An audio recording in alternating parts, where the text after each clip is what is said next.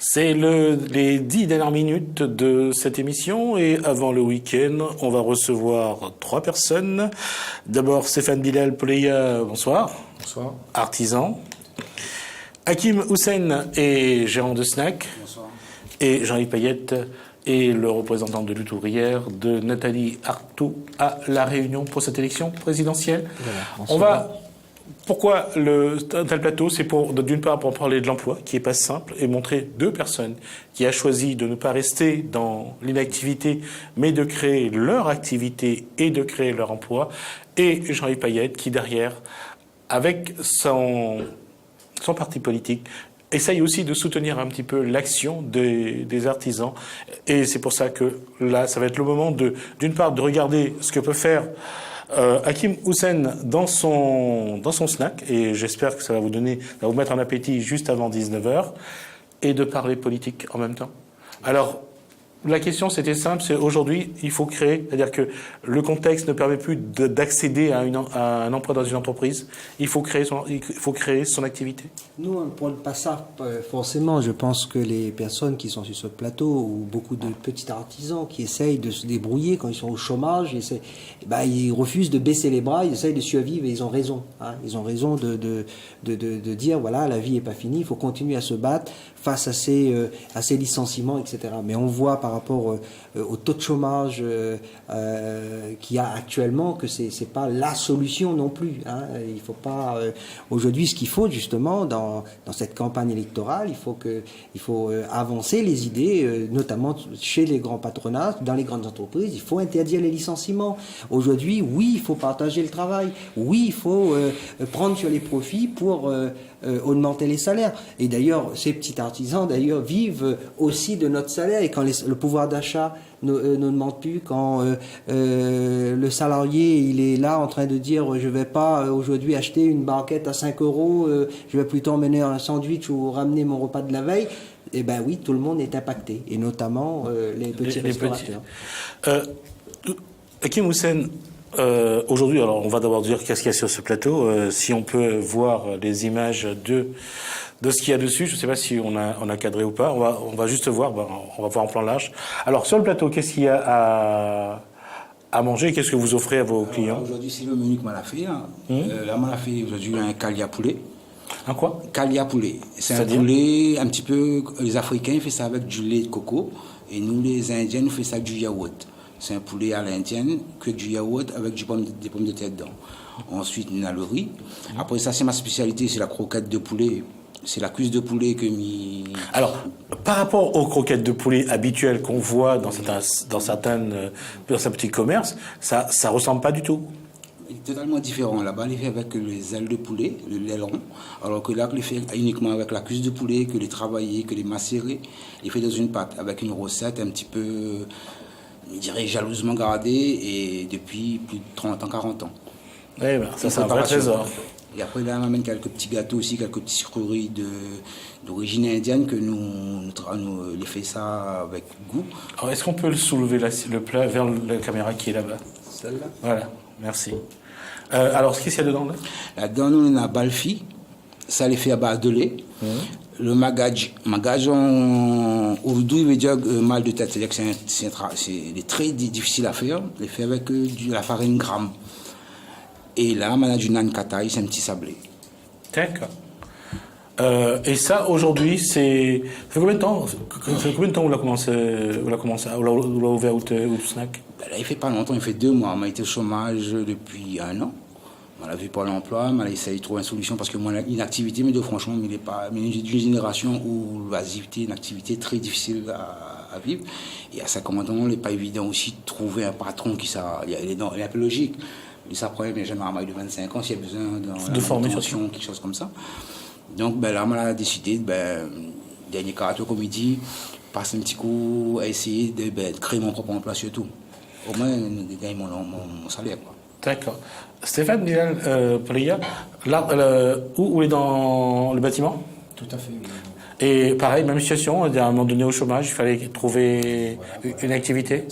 Avec un peu d'expérience et appris un peu sur le tas aussi, bien sûr. Hein. Ben voilà, aujourd'hui, je fais tout dans la maison, on va dire. Et petits dépannages aussi. Mais en premier lieu, comme dit, si vous ne pouvez pas véhiculer, ben on ne peut rien faire, on va dire. Et c'est de monter justement le projet au départ, c'est-à-dire avoir les bons outils, un moyen de déplacement, d'avoir les outils nécessaires, et puis aller démarcher le travail. Oui, après c'est beaucoup de... Bouche à oreille. Bouche à oreille, voilà. Plus comme ça que ça fonctionne, parce qu'il y a les cartes, mais des fois, les gens regardent souvent le capital dessous, des trucs comme ça, et... Oui, ça compte. Ça compte, hein. C'est-à-dire que si vous avez une vieille voiture Wari ou les en casse cassé, vous l'avez déjà mal vu. Voilà. Et le côté vestimentaire compte beaucoup en 2017, je pense aussi. Pas depuis 2017. Hein. Mais enfin, voilà. Jean-Yves Payette, l'élection présidentielle est bien lancée maintenant. On a vu les derniers... je dirais les dernières alliances. Hier soir, on a parlé des salaires des patrons. On a montré aussi PSA qui va racheter Opel au niveau automobile. PSA qui a licencié 17 000 personnes ces dernières années, qui est aujourd'hui à 2 milliards de bénéfices. Est-ce qu'il faut... Comment préserver l'emploi? Et on voit, il faut aller vers de la microéconomie pour essayer de créer, avoir, je dirais, une structure la plus légère possible, générer le moins de frais directs pour pouvoir tenir... Mais comment dire à des patrons qui... Hier soir, on a vu des patrons à 14 millions d'euros par an. Comment peut-on dire à ces patrons de penser d'abord aux salariés et non pas aux bénéfices, alors qu'on les paye pour qu'ils génèrent le plus de bénéfices? Et encore là, c'est les patrons qui français. sont les patrons directeurs, qui dirigent l'entreprise, et les actionnaires qui sont encore plus riches qu'eux, et que ceux-là, on ne les connaît pas. Je pense qu'aujourd'hui, oui, il y a suffisamment de richesse pour que tout le monde puisse vivre correctement. Pour que tout le monde puisse avoir un emploi et un salaire. Et choisir, à la rigueur, oui, peut-être d'être un petit restaurateur et d'offrir quelques friandises. Mais l'économie, globalement, elle est quand même basée sur les grosses entreprises. On va pas... on met en avant souvent... Quand on dit grosses entreprises en France, on pense d'abord au CAC 40. Il y a le CAC 40, mais c'est eux qui brassent les richesses. C'est eux qui vont revendre, importer les produits qui sont ensuite vendus aux artisans et aux restaurateurs, etc.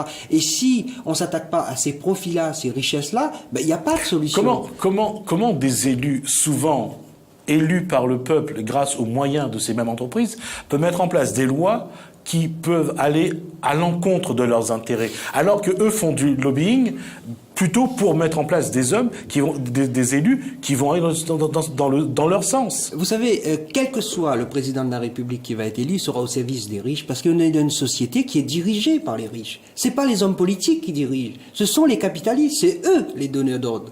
Et aujourd'hui, d'ailleurs, quand on voit toutes ces lois qui permettent aux capitalistes de ramasser des milliards avec le CICE, etc., c'est des sommes tellement énormes que les pauvres s'en rendent pas compte et se révoltent pas.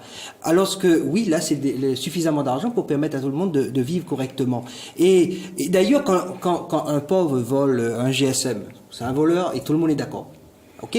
Quand un riche a besoin de voler par milliard, il fait élire tel ou tel homme ou femme politique, d'ailleurs, à son service, et qui ensuite fait voter des lois pour que ce vol soit légal. Les vols qu'ils font, les bénéfices, que la sueur des travailleurs, la sueur de ces millions de travailleurs en France, tous ceux qu'on a jetés à la rue parce qu'ils avaient 50 ans, etc.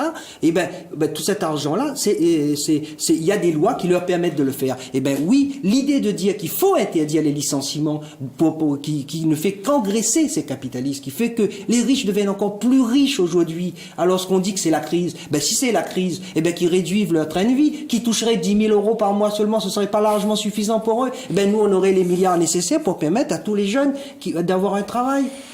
J'allais poser la question à vous deux. Qu'est-ce que vous attendez de cette élection présidentielle ou législative qui va suivre? Est-ce que vous attendez encore de quelque chose de la politique? Non, pas du tout. Hakim. Ça va pas être l'affaire, mais il vote plus moins. Donc, je ne crois plus trop la politique, mais j'essaye de ne se battre pas moi-même. Mon pays, déjà, un petit peu comme un petit bateau fou, quoi. Nous subissons le mouvement, nous suivons la droite, la gauche, toutes les... Pareil, La fois où je connais plus si quelqu'un donne le social ou quelqu'un donne pas le social, c'est ce qu'avant, tu connais, c'est qu'avant, quand tu travailles, tu gagnes un salaire, tu gagnes paye le loyer, paye l'électricité, tu gagnes dormir, quoi, avec le minimum. Mais là, avec le coût de la vie qui est en train d'augmenter, et avec ce que nous gagnons, il y en a combien à faire, cloche-mal. C'est vrai. Je pense que maintenant, on vit plus jour pour jour que réfléchir pour demain. Enfin, pour les petits artisans, pas plus. Est-ce que demain, on rencontrait un candidat, que ce soit à la présidentielle ou aux législatives, est-ce qu'on a quelque chose pour dire, ou bien on pense qu'aujourd'hui, c'est même plus la peine d'essayer? Personnellement, c'est du pareil au même niveau. On n'a plus rien à dire. Il n'y a plus rien à dire? Vivre pour soi plus que vivre pour les autres, on va dire. Inch'Allah. Mais c'est quand même dommage que dans le milieu populaire, qui aujourd'hui est désespéré, la trahison de la gauche au gouvernement fait que justement on entend ce discours-là régulièrement. Et si les plus pauvres, si ceux qui sont dans le besoin baissent les bras, eh ben oui, on verra que les salaires des plus riches vont continuer à augmenter, leurs revenus vont continuer à exploser, alors que on est en train d'accepter qu'à La Réunion, 80% des jeunes qui ne sont pas scolarisés et qui ont moins de 25 ans est au chômage, alors que là il y a les moyens, il y a les besoins, il faut construire les logements, il faut, voilà, au niveau de l'éducation nationale, il manque des élèves, il faut que tous les enfants des travailleurs puissent, qu'ils soient au chômage ou que des petits artisans, etc., puissent savoir lire et écrire. Aujourd'hui, ça c'est pas garanti, justement parce que on protège les profits, on protège ces capitalistes. Vous êtes quand même conscient que parfois, quand on est dans la situation d'Hakim et de Stéphane, c'est que à un moment donné, où tout partout, on regarde, la personne peut donner un coup de main, on peut crier, on peut pleurer, on peut crève. Là, oui, la plus personne. À un moment donné, si on ne fait pas, ou même la plus. Est-ce que vous pouvez comprendre qu'à un moment donné, ça t'y croit plus? Bien sûr qu'il peut comprendre après ce que nous a traversé ces dernières années avec la trahison de la gauche. Bien sûr que dans les classes populaires, les petits ne croient plus en rien. Eh ben ça, c'est pas, je dirais, acceptable non plus. Parce que si on dit, on se replie sur soi, on arrête, on est en colère, on risque de voter même à l'extrême droite, etc. C'est-à-dire, en fait, on a mal aux dents, on veut se couper le pied. Si on veut, demain matin, changer les choses, il n'y a pas d'autre solution que la solidarité. Il n'y a pas d'autre solution pour les travailleurs, pour les plus pauvres, que d'être solidaire, que de préparer les luttes nécessaires pour justement que toute cette exploitation de la société, toutes ces richesses qui sont créées par les travailleurs, par les petits artisans, puissent profiter avant tout à l'ensemble de la société et non pas à une petite poignée de parasites qui contrôlent la société, qui contrôlent d'ailleurs cette élection. Parce que quand les gens disent, comme eux, qu'ils sont un peu désespérés, mais je les comprends. Parce que les candidats qui vont être élus, le président, le futur président de la République va continuer à être au service de ces riches. Mais moi, ce que je leur dis, vous avez au premier tour le bulletin de Nathalie Arthaud, justement, qui dit autre chose. Et il faut se compter.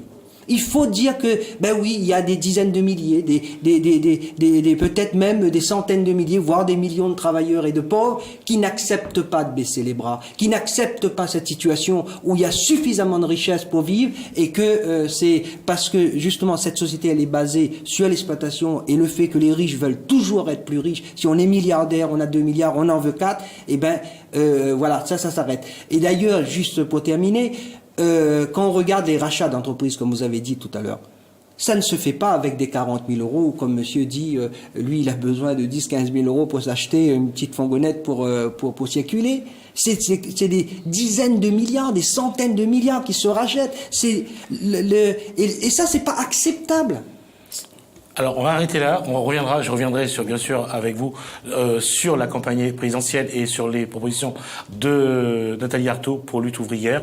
Merci Hakim, merci Stéphane en tout cas pour ces témoignages. Et j'espère que les gens auront plaisir à aller aussi déguster ces mets qui sont également sur ce plateau. Merci à vous. Enfin, les techniciens vont venir goûter aussi. Voilà. Merci. J'espère qu'il y aura des augmentations de salaire pour qu'on puisse aller régulièrement manger correctement. Merci à vous, en tout cas, de nous avoir suivis. Merci à la régie pour toute cette semaine. Merci donc à Jérémy, Erika, Stéphane et Boris. Merci donc aux téléspectateurs. Commencez bien votre soirée et votre week-end sur Télé Créole. Moi, je vous dis à lundi. Au revoir.